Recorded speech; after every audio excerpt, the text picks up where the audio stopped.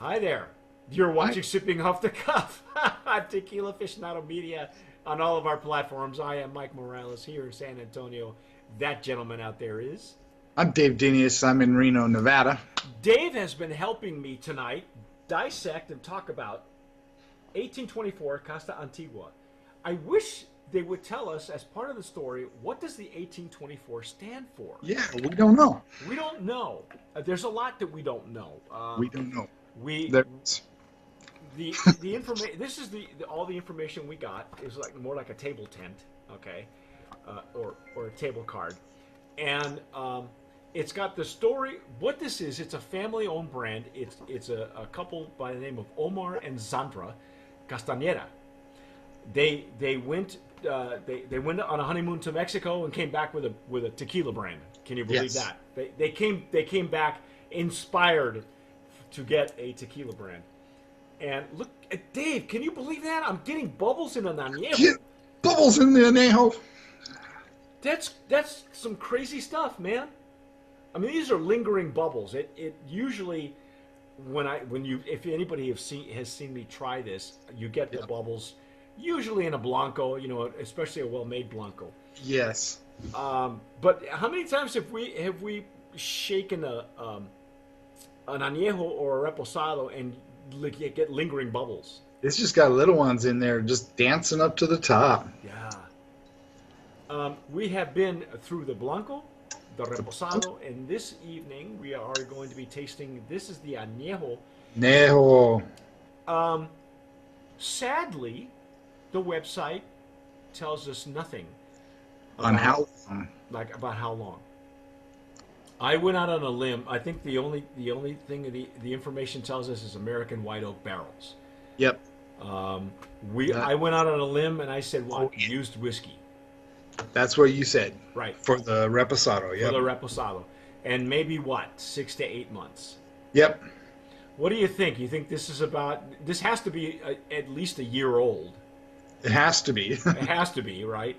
Yeah. But how many more months?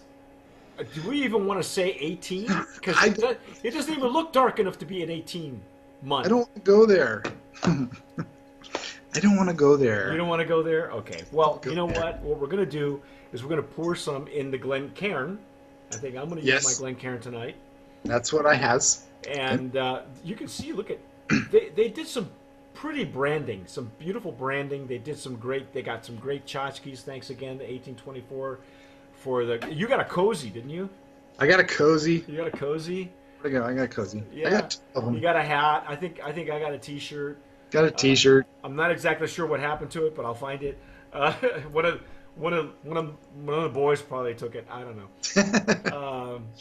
Yeah, I don't know what it is, but every once in a while I'll get that off size, where it's like an extra small or something. And both boys have the greatest lineup of liquor T-shirts ever. It's funny, So I know. somebody's got to wear it, right? So.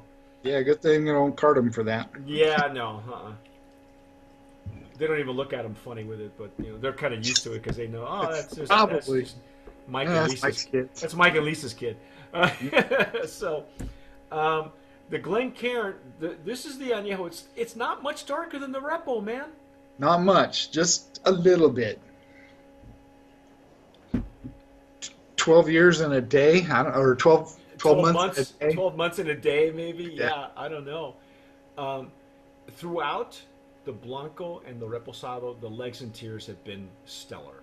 And no change there. No. You were fascinated by the Blanco. We were off camera. You should have seen it. You kept putting the Blanco up against the camera just to, look see, at to the see the legs and tears. And we were off camera at that point. Oh wow, those things are just long legs. Now, Costa Antigua, it translates roughly to ancient caste, Yes. ancient era. It's as if to say old school. Okay. Right. So chances are the Castaneda family, has wanted to make a tequila like they made in the old days. Right. That could be. Could be. I think that's what they went for so far. The Blanco and the Reposado lead us to believe that that is the case. Okay. Hmm. This is just darker. This is like a light amber at this point. The color. Yeah, it's not very dark. That's No, 12 months in a day. the yeah, really. The bottle is not tinted, so it's still a clear bottle. The only thing that's different is, of course, the wrap around the neck is different color. The wrap, little color on the label. Yeah, and that's it. I mean, they obviously they're spending the money on the juice, and that's a good thing. That is a very good thing. Wow. So what do we get on the nose here?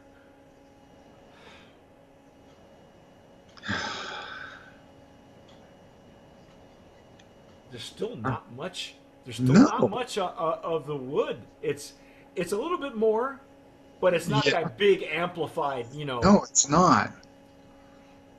12 months in a day. 12 months in a day. That should be the new slogan. 12 months in a day. In a day.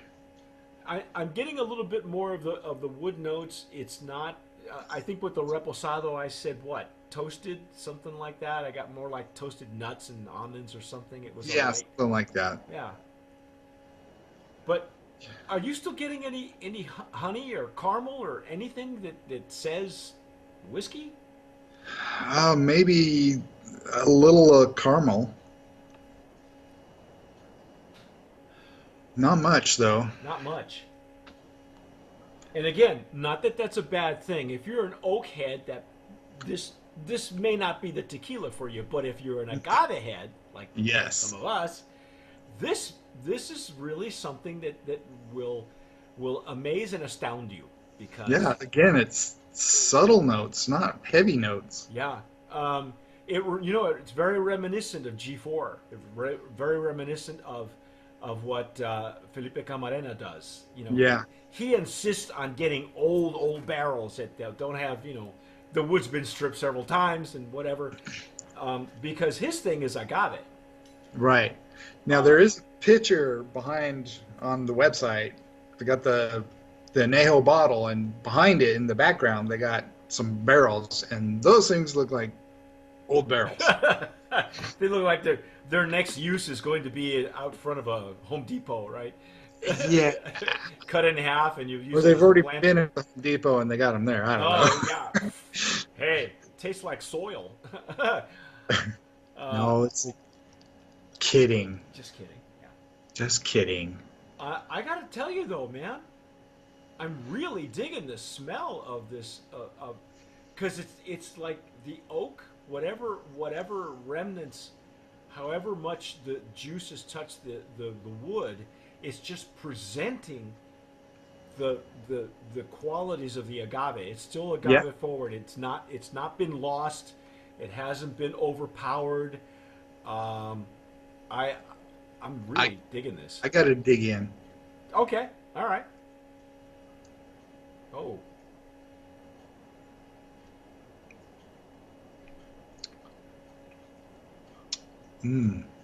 Wow. Nice.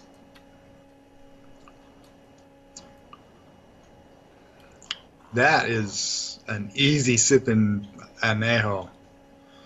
Wow. The finish is much more pronounced. It almost starts at mid palate to the finish. Yeah. Because the Reposado finishes more toward the rear of the palate, the back end. It does. This one kind of coated your palate a little bit. Did you? Little bit more, but it's still got that sweet to dry. Yeah. Definitely, that's staying the same. Oh my gosh. This is just a touch more robust than the Reposado. Yeah. But the funny thing was Alex and I tasted Mi Campo. And that's the one that Constellation Brands is marketing directly to millennials. And the Mi Campo Reposado is aged in wine barrels, in like a variety of wine barrels, and it's almost as if they came out with a Blanco and a Repo so they could stay within a certain price point. And it's almost as if the millennial will, unless they grow up and they stay as regular customers, Right. they may never see an Anejo Mi Campo. And I'm wondering if 1824 couldn't do the same thing with just if you had just a Blanco and Reposado, you'd have a really good spectrum. You do have a very good spectrum there. What do you think? You think that whatever you can do with an Anejo, you could have done with the 1824 Repo? Do you think there's enough character in the Repo? Or and I know you're an OCAD. You like your I'm not so much an OCAD. I'm like the good agaves. okay. So is this more to your liking then? If you're gonna do an Anejo, you want something I like this. This is nice. This is an easy sipper for me. Yeah, that's true. I mean, it's along the lines of kind of like Pasote, where they don't really overpower you with the oak hat, and it's just, and it's light like it is like Pasote too. yeah, Pasote. The flavor profiles from Pasote, I think, are done.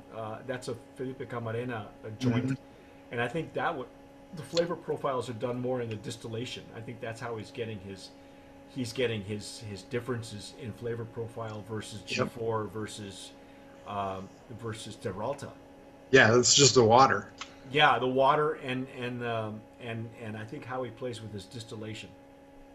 And this one really is along the same lines, man. Yeah. I wish we knew more about it. I wish we could get price points. We can't. We came across these folks on Instagram. That's where you'll be able to find them. Yep. Lisa at this point was live tweeting, so you may by the time you see this, that will have already passed. But you can see the live tweet, not live tweeting, live Instagramming, if you can believe that. Instagram. There you go. Yeah, and you can catch 1824 on their Instagram. Let's read off the gnome. The gnome was what, $14.99. $14.99. Yep. Some great names come out of there, like Tromba, Aqua Riva, Mejor. A lot of famous names are coming out of that distillery. I know that Jose Aceves, whom we interviewed for Casa Aceves, this is one of his distilleries that he uses. Casa Tequila de Arandas. Right. This is one of the, I think rock and roll tequila that he's responsible for also comes out of this distillery. So it's small but mighty, and there's no reason if you can't if you want to find something different coming out of that same distillery, if this is a favorite of yours, or if you can't find Aqua Riva because it's not in Texas or whatever, right here, man. If you're in Texas, give it a try. Yeah, I wish that I think bigger. It needs wider distribution. So if you can get a hold of the importers, the importer, again, family owned, family operated, family funded. Okay, so they're doing this all in their own dime. The bottom of the website, you can send them a note saying, "Hey, we'd like to see you here." Kazori Liquors LLC. Kazori is the importer. So if there are any distributors out there looking for something old school and something that they've not tasted in a long time, my suggestion is 1824, and it's got a great story. You know what? Let's just go there. Brand of Promise nominee. Brand of Promise nominee in the Anejo category.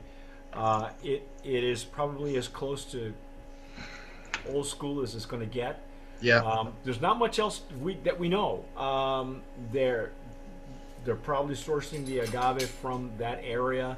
It's around this area, yep. Very similar to other tequilas that we've had from Arandas or in the surrounding area also. This is going to be wow. I'm impressed as hell.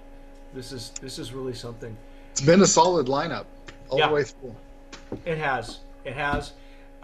That is our take on 1824 Casa Antigua. You have been watching and listening to Sipping Off the Cuff on Tequila Aficionado Media. I'm Mike Morales here in San Antonio. That gentleman helping me out through this journey is Dave Dinius, Reno, Nevada. Again, folks, if you're listening to us on Spotify or anywhere where you download, including iTunes, thank you again. Please tell all your friends that you can listen in on us. It's kind of like listening us drink and dissect. Yep.